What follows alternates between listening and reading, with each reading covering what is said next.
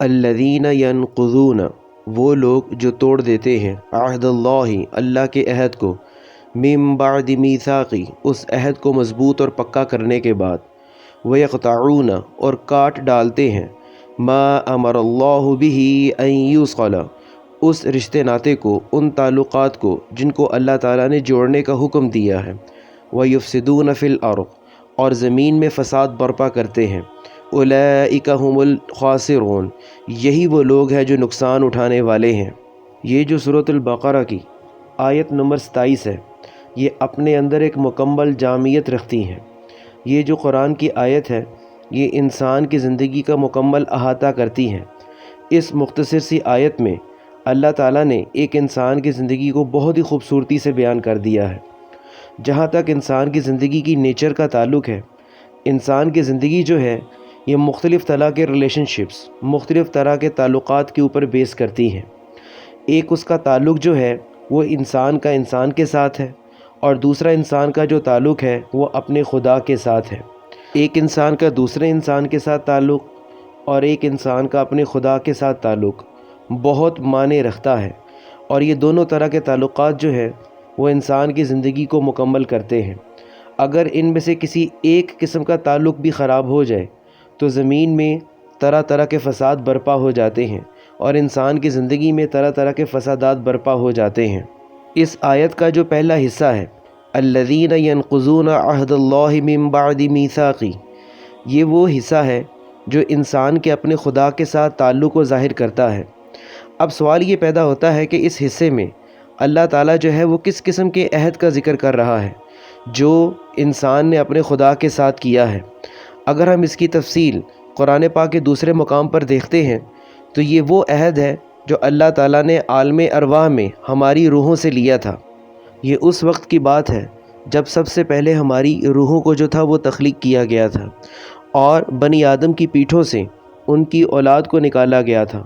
تو تب اللہ تعالیٰ نے عہد لیا تھا۔ وہ عہد کچھ یوں ہے، الست بربکم، اللہ فرما رہا ہے، ہماری روحوں سے پوچھ رہا ہے، کیا میں تمہارا رب نہیں ہوں؟ آگے ہماری روحوں کا جواب کیا تھا؟ قالوا بلا شہدنا، کیوں نہیں، ہم اس بات پر گواہی دیتے ہیں کہ تم ہی ہمارے رب ہو، تم ہی ہمارے خدا ہو، تم ہی ہمارے خالق ہو۔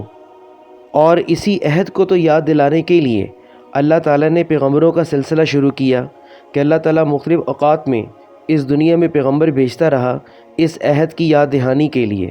پھر ان پیغمبروں پر کتابیں اور صحیفے نازل ہوتی رہیں، اللہ تعالیٰ کی تعلیمات نازل ہوتی رہیں تاکہ ہم اس وعدے کو پورا کر سکیں، اس عہد کو پورا کر سکیں۔ لیکن اللہ تعالیٰ تو یہاں کہہ رہا ہے کہ ہم نے اس عہد کو توڑ دیا۔ مطلب یہ کس اعتبار سے اللہ تعالیٰ بات کر رہا ہے؟ یہ عہد کو توڑنے سے مراد یہ ہے کہ جب ہم زمین پر جب ہمیں جسمانی وجود ملتا ہے، اس دنیا میں آتے ہیں، تو ہم اللہ کی جگہ طرح طرح کے ناخداؤں کو خدا بنا لیتے ہیں۔ کبھی دولت کو اپنا خدا بنا لیتے ہیں، کبھی کسی شخص کو اپنا خدا بنا لیتے ہیں، کبھی شہرت کو اپنا خدا بنا لیتے ہیں، اور کبھی سٹیٹس کو اپنا خدا بنا لیتے ہیں، اور کبھی ہم اپنی نفس کو خدا بنا لیتے ہیں۔ تو اس صورت میں ہم اس عہد کی عہد شکنی کر رہے ہوتے ہیں، اور جیسے ہی انسان پھر شرک میں مبتلا ہوتا ہے تو پھر انسان زمین پر طرح طرح کے فسادات برپا کرتا ہے۔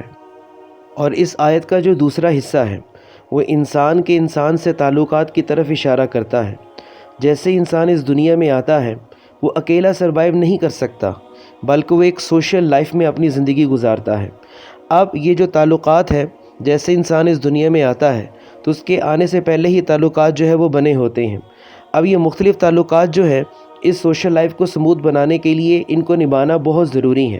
تو قرآن جو ہے وہ اس سوشل لائف کے جو سوشل ریلیشن شپس ہیں ان کی طرف بھی بہت زیادہ توجہ دیتا ہے۔ اب انسان کے مختلف طرح کے تعلقات ہیں، جس طرح والدین کا اولاد کے ساتھ ہے، جس طرح بہن کا بھائی کے ساتھ ہے، بھائی کا بہن کے ساتھ ہے، اسی طرح ہمسایوں کا تعلق بھی آ جاتا ہے، استاد اور شاگرد کا تعلق بھی ہے، دوستوں کا تعلق بھی ہے، اسی طرح ایک باس اور جو اس کا امپلائی ہوتا ہے اس کا تعلق بھی ہے، ایک آقا اور غلام جو ہے اس کا تعلق بھی ہے، ایک حکمران ہے اور اس کی رعایا ہے اس کا تعلق بھی ہے، اور اپنے دوستوں کا ایک دوسرے دوست کے ساتھ تعلق بھی ہے۔ یہ جتنے بھی ہیں یہ سارے ہمارے سوشل ریلیشن شپس ہیں جن کو اللہ تعالیٰ کہتا ہے کہ تم نے سموتھلی جو ہے ان کو نبھانا ہے، تم نے زمین پر فساد برپا نہیں کرنا۔ لیکن جب انسان ان سوشل ریلیشن شپس کو وائلیٹ کرتا ہے تو اس صورت میں بھی وہ زمین پر ایک فساد برپا کرتا ہے، جس طرح کہ اللہ تعالیٰ نے اس آیت میں کہا ہے نا وَيُفْسِدُونَ فِي الْأَرْضِ، کہ یہ لوگ وہ ہیں جب یہ عہد شکنی کرتے ہیں اور ان تعلقات کو جن کو اللہ تعالیٰ نے جوڑنے کے لیے کہا ہے ان کو جب توڑ ڈالتے ہیں وَيُفْسِدُونَ فِي الْأَرْضِ، تو یہ زمین پر فساد برپا کرتے ہیں۔ اسی چیز کو تو قطع رحمی کہا گیا ہے۔ قطع رحمی بیسیکلی کیا ہے کہ جو ہمارے ریلیشن شپس ہیں ہم ان کو اپنی ذاتی انا میں آ کر ختم کر دیتے ہیں، توڑ دیتے ہیں، تو یہ چیز جو ہے یہ اللہ تعالیٰ کو بالکل بھی پسند نہیں ہے۔ اگر حقیقت میں دیکھا جائے تو یہ ہمارے سوشل ریلیشن شپس جو ہیں ایکچولی ہمارے سوشل کانٹریکٹس ہوتے ہیں جس کو ہم کسی بھی صورت توڑ نہیں سکتے۔ اس کی مثال آپ یوں لے لیں کہ جس طرح ایک آدمی جو ہے وہ کہیں جاب کرتا ہے، وہ ایک کانٹریکٹ سائن کرتا ہے، یا جس طریقے سے دو بزنس کے پارٹنرز ہیں وہ کانٹریکٹ کو سائن کرتے ہیں، اگر وہ اس کانٹریکٹ کو وائلیٹ کریں گے یا اس کانٹریکٹ کو کبھی بھی وہ فالو نہیں کریں گے، یقیناً وہ تعلق یا وہ کاروبار جو ہے وہ تباہ ہو جائے گا۔ اسی طریقے سے جو ہمارا خدا کے ساتھ تعلق ہے، جو ہم کانٹریکٹ کر کے آئے ہیں الست بربکم کی شکل میں، قالوا بلا شہدنا کی شکل میں، جیسے ہم اس کانٹریکٹ کو وائلیٹ کریں گے تو ہم زمین پر فساد برپا کریں گے۔ اسی طرح جو ہیومن ریلیشن شپس ہیں اگر ہم ان کو وائلیٹ کریں گے تو یہ یقیناً جو ہے وہ ہمارے لیے زمین پر فساد کا سبب بنیں گے۔ اسی لیے تو دین اسلام میں صلہ رحمی پر بہت زیادہ زور دیا ہے۔ اب یہی تو وہ لوگ ہیں جیسے اللہ تعالیٰ قرآن اس آیت کے اینڈ پہ کہتا ہے اولئک هم الخاسرون، یہی تو وہ لوگ ہیں جو خسارے میں ہیں، جو نقصان اٹھائیں گے قیامت کے دن۔ یعنی کہ اللہ کے ساتھ تعلق نبھانا بھی ہمارے لیے اتنا ہی ضروری ہے جتنا ہمارے سوشل ریلیشن شپس کو پورا کرنا ہے۔ دوسری طرف اس قرآن کی آیت کا ایک اور پہلو بھی ہے۔ اگر ہم اس قرآن کی آیت کو کمپیئر کرتے ہیں ایک جدید فلسفے کے ساتھ، ایک جدید نظریے کے ساتھ، وہ ہے ایگزسٹینشلزم، یعنی کہ وجودیت۔ اس ایگزسٹینشلزم، اس فلسفے کی نظر میں انسان جو ہے اس کا کوئی بھی ایسا ریلیشن شپ پیچھے سے نہیں ہے جو وہ اس دنیا میں لے کر آتا ہے، بلکہ اس نظریے کے مطابق انسان کا تو کوئی تعلق ہوتا ہی نہیں ہے۔ انسان جو ہے اس کی زندگی کا کوئی معنی نہیں ہے، اس کی زندگی کا کوئی مقصد نہیں ہے، بلکہ وہ ایک اجنبی دنیا میں آیا ہے۔